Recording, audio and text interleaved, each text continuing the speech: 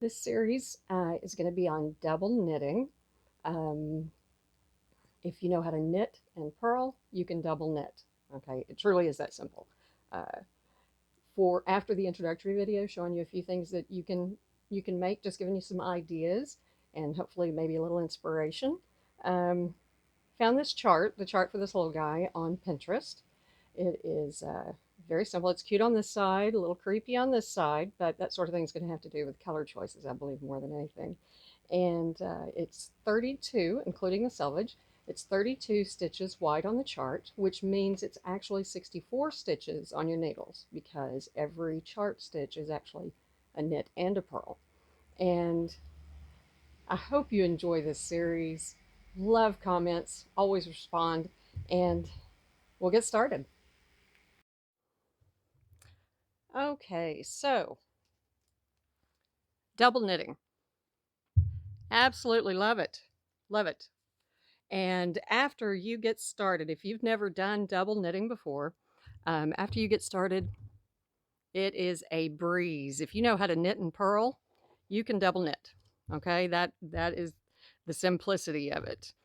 Here's a fun little swatch. I love, they're the most practical swatches in the world. I use them as coasters. I use them as dust rags. And if it's a cotton blend or something, then I use it. And dish rags or anything else, pass them on to other people too. Um, but it is fun to make little swatches and try out patterns. All right, so hats, double knit hats, awesome.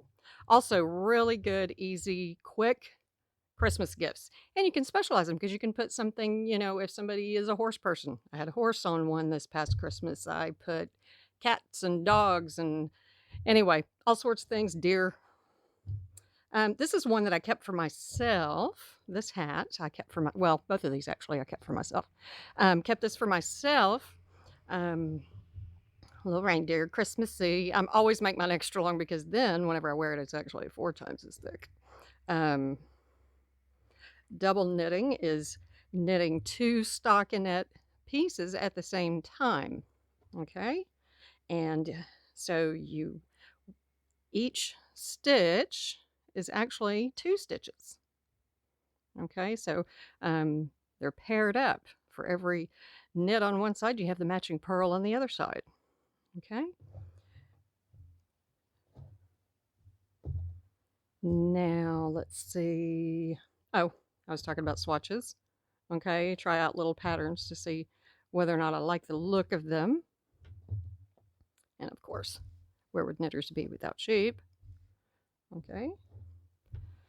And crazy cat ladies, which actually I'm a crazy dog lady right now. I don't have any cats right now. Okay. Let's see this. I made this a couple of years ago. This is a true Mobius cowl. Let's pull you back a little bit.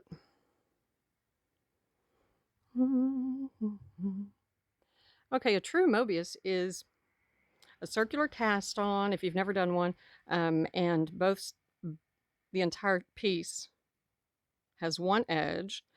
The center is the cast on, and you're working outward. And this is a single bind off that you go around and around and around until you bind off where you began. So with double knitting, a Mobius is it's like it was made for double knitting. But anyway, very, very fun, very cute. And let's see. Well, this is a big project. The most fun that I personally have double knitting or anything else, I love to design my own pieces. That's part of my joy. And this is a cardigan. It's alpaca, and most of my pieces are actually just giant samplers, and this isn't any different in a lot of ways. Let's see if we can get more of you here. And everything on here was the idea was for it to have to do with fire. And so anyway, it was dragons. Love dragons. And of course, double knit, so it is reversible. And I could probably be lost in the tundra and stay warm in this one. double knitting is 2 layers, so it is very thick, but it's also very squishy. It's very squishy. And oh, here's a little another little swatch. But for this particular video, oh, and these are fun things too. Let's see. This was all cats. Started out as a sampler. It's an infinity, but this double knit infinity I made by casting on a provisional cast on, knitting one long scarf, and then doing Kitchener stitch to put the two pieces together. And I will be doing a video at some point showing you how to do that.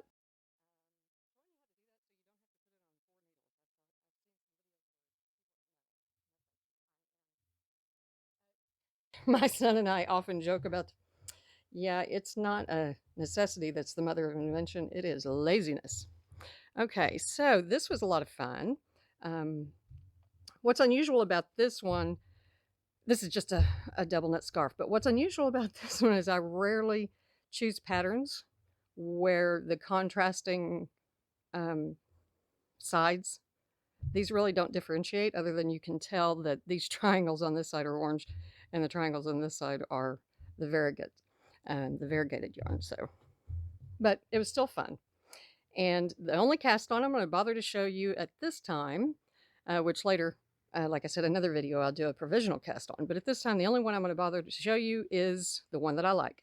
It's the Italian tubular cast on. It's a bit of a variation, but anyway, basically it's the Italian tubular cast on, because you can't tell which is the cast on and which is the bind off. I do like that. I do like the neatness. Okay, I hope that you enjoyed the introduction. We're getting ready to begin the cast on that I use most. Well, I guess I use it all the time, actually. I use it for virtually all of my double knitting, unless I'm using a provisional cast on and planning to do something later after the body of the piece is finished. It's a simple cast on. It gets a rhythm, and I think you're gonna get a kick out of it after you get the hang of it.